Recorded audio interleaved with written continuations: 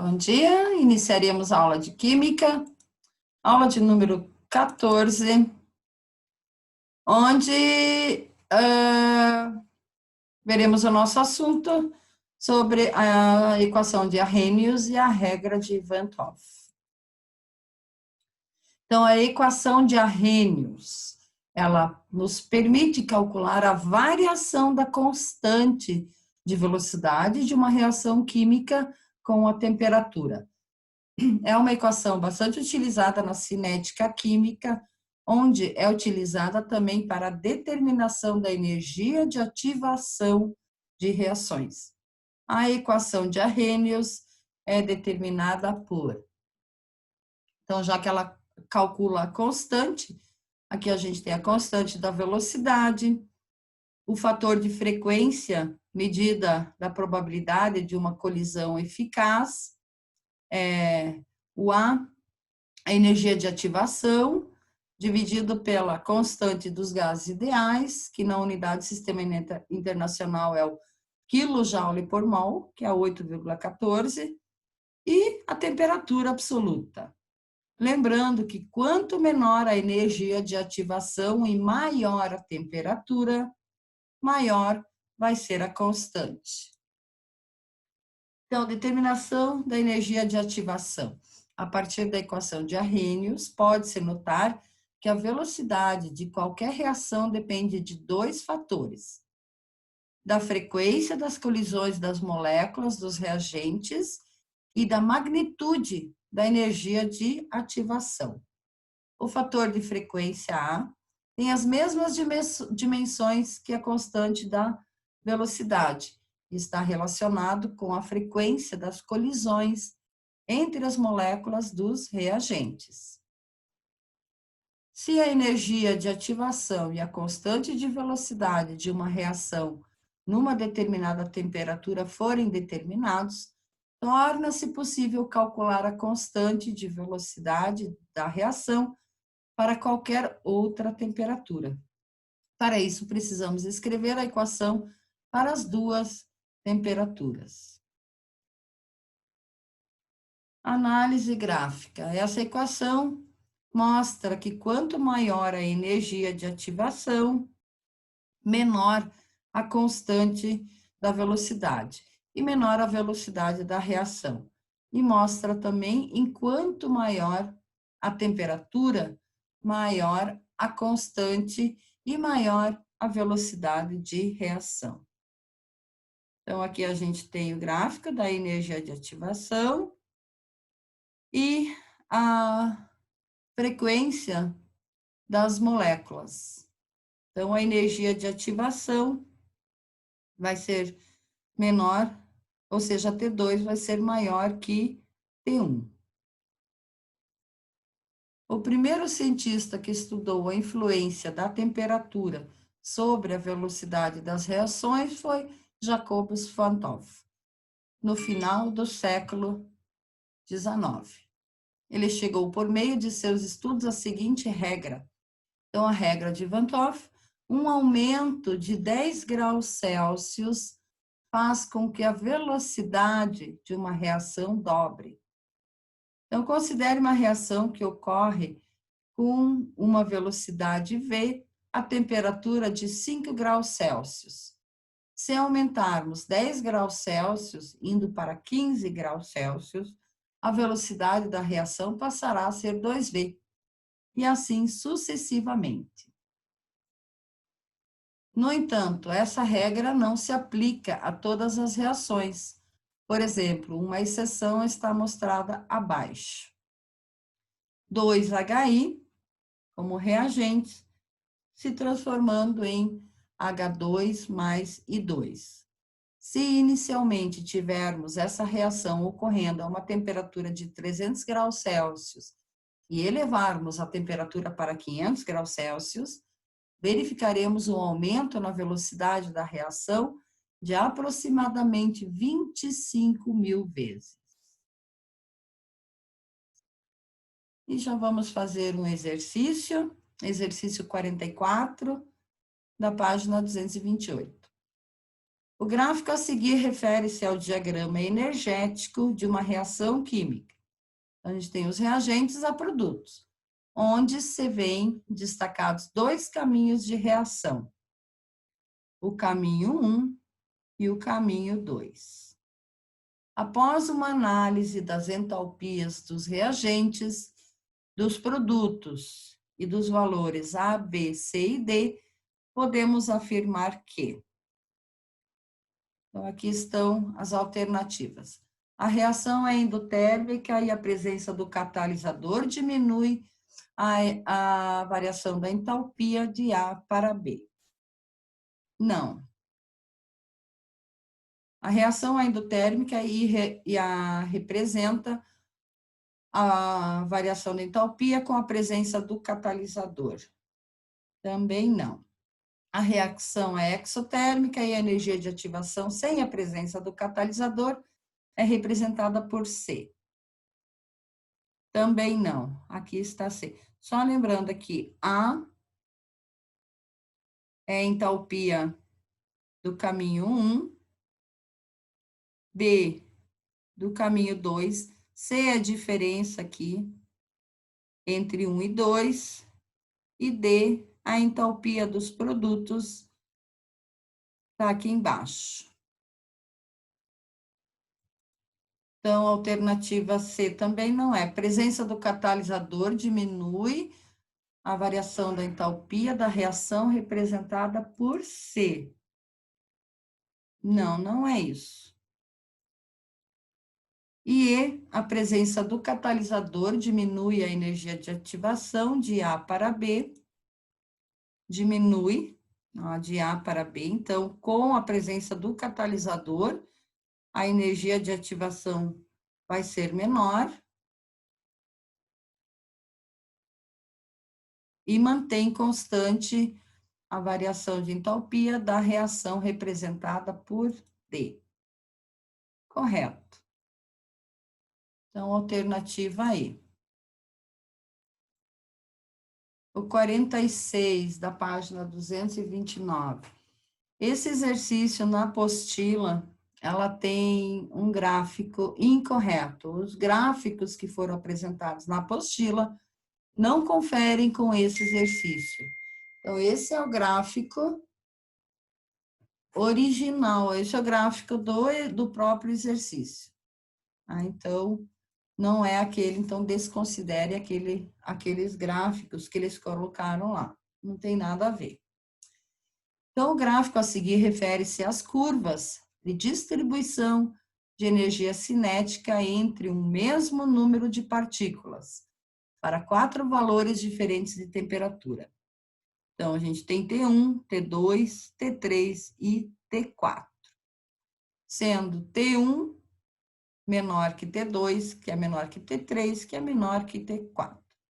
Note que as áreas sob cada uma das curvas são idênticas, uma vez que são proporcionais aos números de partículas, que estão aqui, o número de partículas com certa energia. E aqui, a energia cinética. Então, as transformações químicas serão tanto mais rápidas quanto maior for o número de colisões possíveis. Mas isso depende não só do valor do número de colisões, mas também do valor mínimo da energia, chamado energia de limiar ou de ativação. Por exemplo, a energia E indicada no gráfico. Aqui, né? Nossa energia. Assim, com relação ao gráfico apresentado, a transformação química torna-se mais rápido na seguinte temperatura. Aqui a gente tem o T4. Nesse gráfico, ou nessa curva, que é a energia cinética, ou a energia de ativação da reação vai ser menor. Portanto, T4.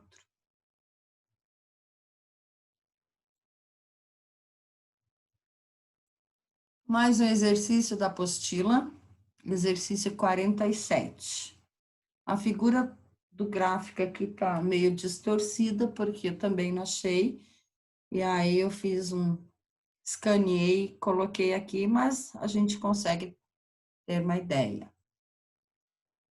A reação de decomposição da água oxigenada, H2O2, aquoso, para 2H2, estado gasoso também, mais O2, também no estado gasoso. A entalpia menor que zero, quando acompanhada através da variação da massa de água oxigenada em função do tempo. Revela o comportamento apresentado pelo seguinte gráfico.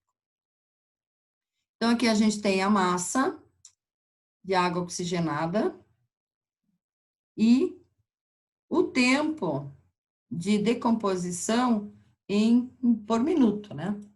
Então, a pergunta é, qual a velocidade média de decomposição da água oxigenada no intervalo de 2 a 4 minutos? Expresse a velocidade em gramas por minuto. Então, de 2 a 4 minutos. 2 minutos, no tempo de 2 minutos, a massa era de 150 gramas. No tempo de 4 minutos, 110 gramas, ou seja, 150 menos 110, a gente tem 80 gramas. 80 gramas divididos em 2 minutos.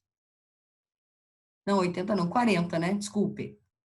150 menos 110 dá 40. 40 divididos por 2, 20 gramas por minuto. Então, a decomposição vai ser de 20 gramas a cada minuto. E eu fiz mais um exercício complementar. O ponto de congelamento de uma solução contendo 9,24 gramas de hidróxido de potássio em 1.100 gramas de água é igual a menos 0,519 graus Celsius. Determine o fator de Van 't Hoff desse hidróxido. A constante é 1,86 graus Celsius por quilograma por mol. A variação da temperatura, né? A equação está aqui. Então, variação da temperatura de congelamento, que é 0,519. O sinal negativo não faz parte dos cálculos nesse caso, porque ele só indica que o ponto de congelamento diminuiu. A K é constante crioscópica, específica, né, para cada solvente. No caso, foi fornecido 1,86. E ele quer saber a molalidade. O I é o fator Van 't Hoff. Então, vamos aos cálculos. Precisamos primeiro descobrir o valor da molalidade, por meio da fórmula. Massa molar, o número de mol, aliás, dividido pela massa da solução. Mas também não temos o N1, por isso vamos calculá-lo abaixo. N1 vai ser a massa do soluto sobre a massa da solução. Então, a massa molar da solução do hidróxido de sódio é 39 mais 16, mais 1, né? 39 do potássio, hidróxido de potássio, não de sódio. 16 do oxigênio e 1 do hidrogênio. Portanto, a massa molar vai ser de 56 gramas por mol. Então, N1 vai ser 9,24 dividido por 56, portanto, 0,165. Substituímos esse valor e encontramos a molalidade. N1 sobre M2. Então, 0,165 mol dividido pela massa da solução, que é 1,100, a gente vai obter a molalidade 0,15 mol por quilo. Por fim, substituímos esse valor na fórmula mostrada inicialmente. O fator Van 't Hoff igual a variação da temperatura, que é 0,519, né? Aumentou de menos 0,519, divididos por 1,86, que multiplica 0,15. Portanto, teremos o fator Van 't Hoff igual a 1,86. E o último exercício, para finalizar,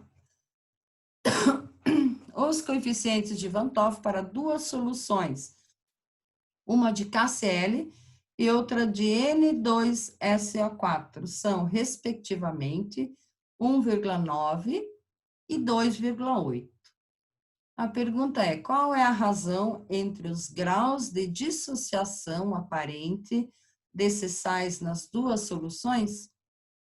Usaremos a fórmula do fator de Van 't Hoff para descobrir os graus de dissociação em cada caso. Então, o cloreto de potássio vai se dissociar em potássio mais cloro. Fator de Van 't Hoff igual a 1 mais grau de dissociação, que multiplica Q menos 1. Ou seja, 1,9 igual a 1 mais grau de dissociação, que é 2, menos 1. Portanto, 1,9 igual a 1 mais 2 alfa menos alfa. 1,9 menos 1 igual a alfa, ou seja, o grau de dissociação é de 0,9. E para o Na2SO4, produtos serão 2 Na, 2 sódio, mais 1 SO4, com as suas cargas. Fator de Van 't Hoff igual a 1 mais alfa, que multiplica Q menos 1, ou seja, 2,8 igual a 1 mais alfa, multiplica 3 menos 1. 2,8 igual a 1 mais 2 alfa menos alfa. 2,8 menos 1 igual a 2 alfa, portanto, 1,8 divididos por 2, o grau de dissociação vai ser de 0,9. Como ele perguntou a razão, não, aqui ele perguntou, ele quer descobrir a razão entre os graus de dissociação dessas duas substâncias. Então, é só dividir uma pela outra, ou seja, 0,9 divididos por 0,9, obteremos 1.